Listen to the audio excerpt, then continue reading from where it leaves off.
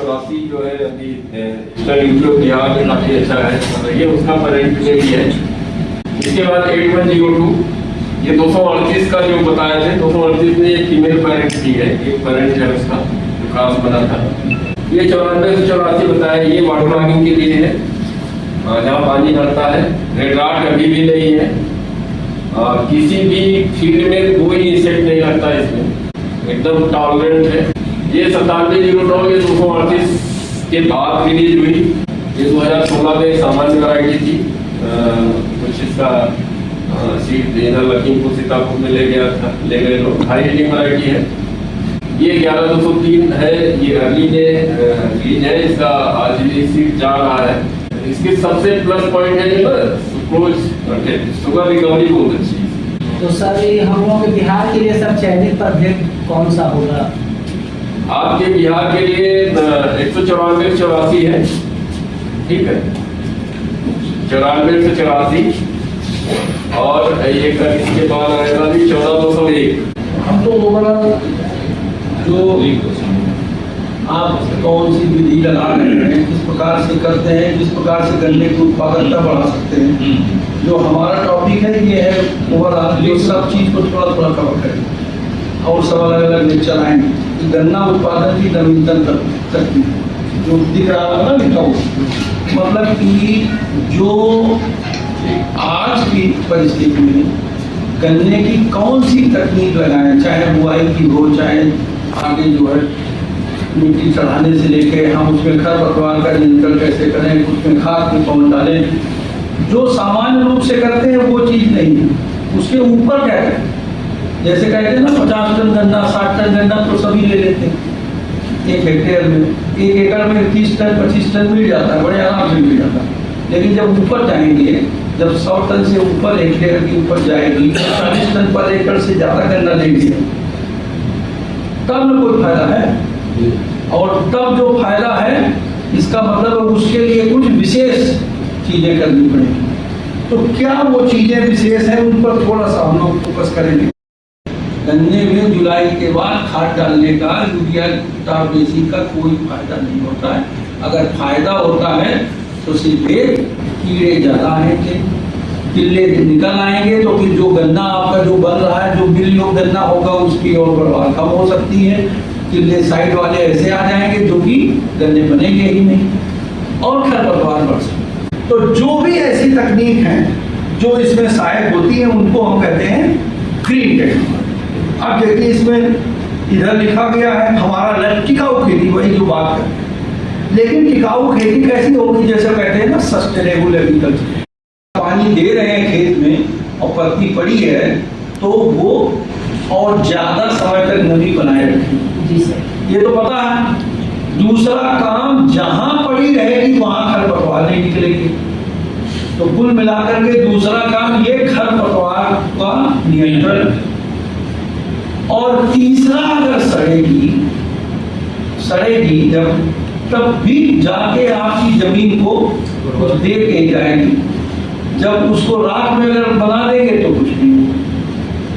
तो ये तो जान लीजिए कि जब तक बहुत ज्यादा जरूरी न हो, कीड़े मकोड़े और बीमारी ऐसी लग गई कि हमें जलाना बहुत जरूरी है, तब तक पत्ती को जलाने की जरूरत है। तो आप उसकी कंपोस्टिंग कर सकते हैं। कंपोस्टिंग बहुत अच्छी हो जाएगी। उसको थोड़ा सा करके, जैसे ये आपकी गोबर की खाद में जितना 0.5% नाइट्रोजन होता है और उसमें भी 0.6% होता है। अगर कंपोस्टिंग कर दें, थोड़ा सा डिकम्पोजर डाल दें, तो पता चला कि 6 महीने बाद कंपोस्ट है। आज की डेट में जो ये इसको आप कल समझिए, गन्ना फूट से लेकर के पत्ती तक कोई चीज इसका वेस्टेज नहीं है। फसल का अवशेष तो बता ही रहे कि कुल मिलाकर के ये हमें जलाना नहीं चाहिए। फसल का अवशेष का प्रबंधन बहुत जरूरी है। इसी से केवल हम जमीन के ऑर्गेनिक कार्बन या मृदा कार्बन को संरक्षित कर सकते हैं लंबे समय तक। और हम उसको जो है मॉइस्ट हार्ट एयर ट्रीटमेंट कहते हैं। तो बीज शोधन बहुत जरूरी है। आप लोग जैसे कि जो बीज गन्ने का जब करते हैं तो बेबिस्टिक जो आता है उसको लगाते होंगे, और ये जब उसमें कोई ये होता है, कभी कभी कुछ सीड बॉर्न इन्फेक्शन होता है, कोई ऐसा रोग हो जाता है तो इससे उपचार करते हैं। और उपचार करके ये मुख्य कब करते हैं, जब हम ब्रीडर सीड प्रोडक्शन प्रोग्राम चालू करते हैं, तो जो सबसे पहला जो ब्रीडर सीड होता है वो इससे उपचार करते हैं। तो उसके बाद आगे फाउंडेशन सर्टिफाइड 2 साल 3 साल उसको इससे उपचार करने की जरूरत नहीं।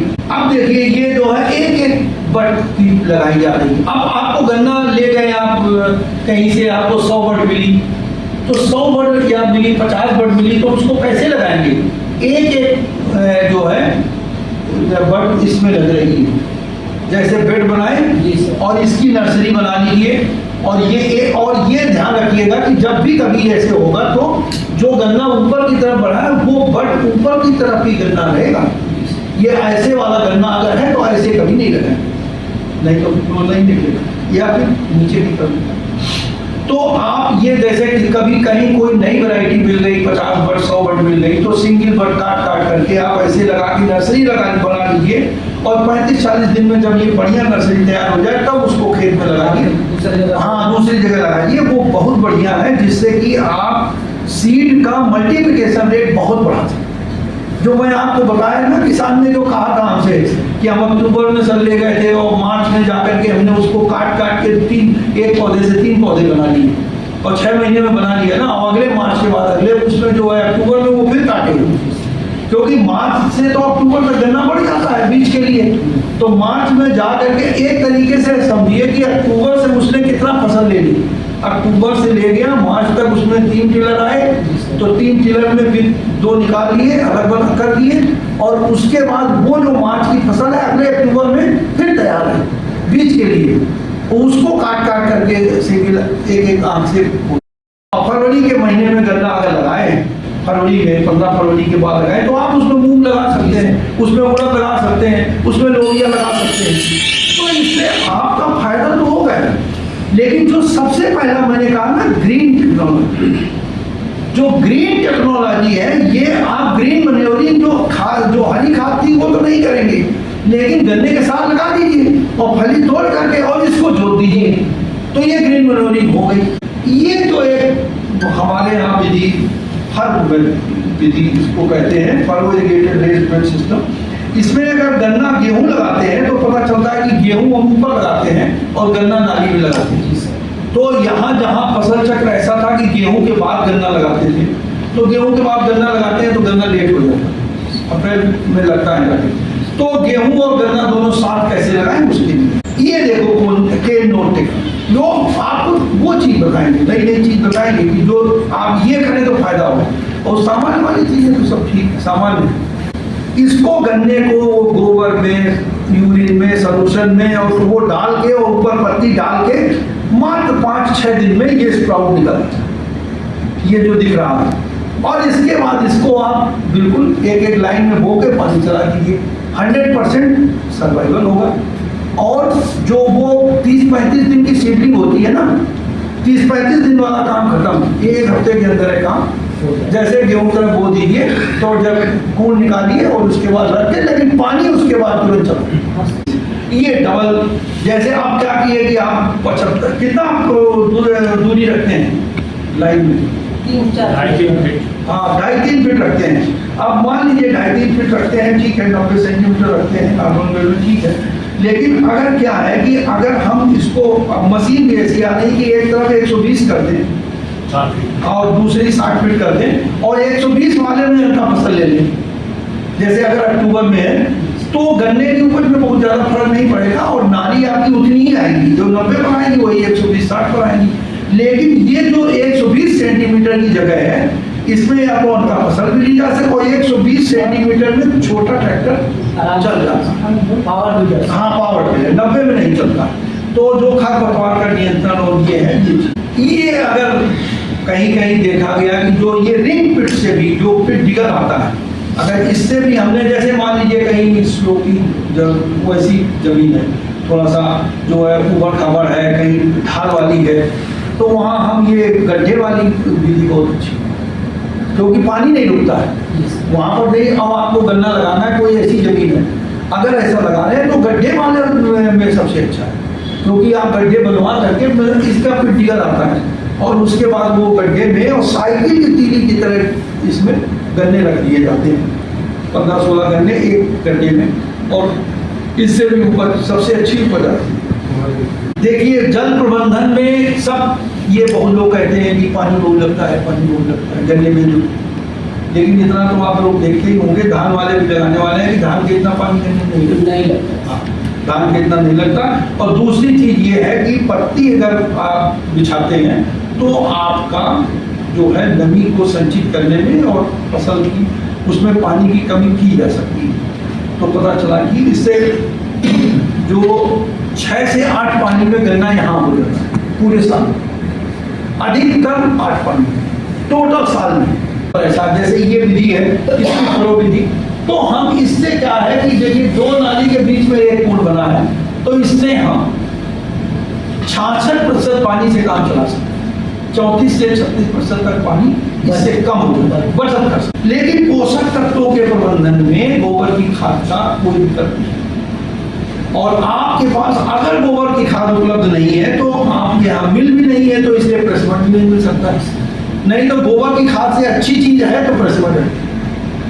अब तीसरा आपके पास विकल्प एक वही है, फसल अवशेष जो है उनको तो खेत से जाने मत दीजिए, और हरी खाद में ढेंचा की तो अलग से लगाएंगे नहीं, अगर लगा लें तो बहुत अच्छी बात है। जब अगर टाइम खाली हो और कभी मिलता हो तो ढेंचा हुआ कि उसको पलटवा दें। लेकिन सबसे बड़ी बात है कि हम किसी भी प्रकार से अगर जैविक खाद ये नहीं है या कहीं बायो फर्टिलाइजर अगर वो सही जगह से मिल रहा है तो उसका भी उपयोग कर सकते हैं। पीएसपी का नाम सुना होगा, तो कहीं क्योंकि आजकल फास्फेट वाली खाद महंगी है तो पीएसपी का उपयोग कर सकते हैं फास्फोरस के लिए, क्योंकि 25% तक काम कर लेता है, और आप 75% डालिए, 25% जो उर्वरक की जरूरत बायो फर्टिलाइजर से पूरी की जा सकती है। पीएसपी से भी, और नाइट्रोजन के लिए बायो फर्टिलाइजर जो एसिडोबैक्टर आता है, और पता चलता है कि और भी बायो एजेंट्स आ रहे हैं जैसे ट्राइकोडर्मा का उपयोग कैसे किया जा सकता है? ट्राइकोडर्मा का उपयोग जो है 2 तरीके से कर सकते हैं। पहली चीज, अगर आपके पास लिक्विड है कि सॉलिड है, सॉलिड है, कोई दिक्कत नहीं है। बुआई के समय कुम्भ में उसको मिला करके उसमें गोबर की खाद में बुआई, हाँ उसमें कुम्भ में डलवा।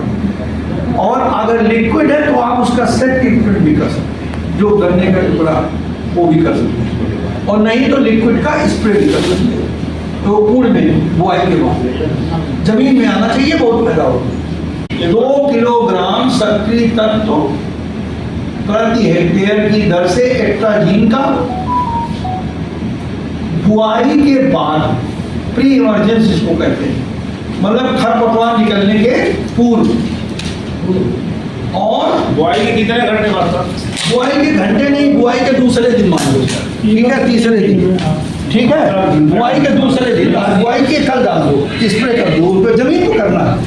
2 किलोग्राम सक्रिय तत्व। अब जैसे ये आता है 50%, जैसे धानुजीन है 50% आता है, तो धानुजीन कितना लगेगा? 4 किलो, और 1 हेक्टेयर में।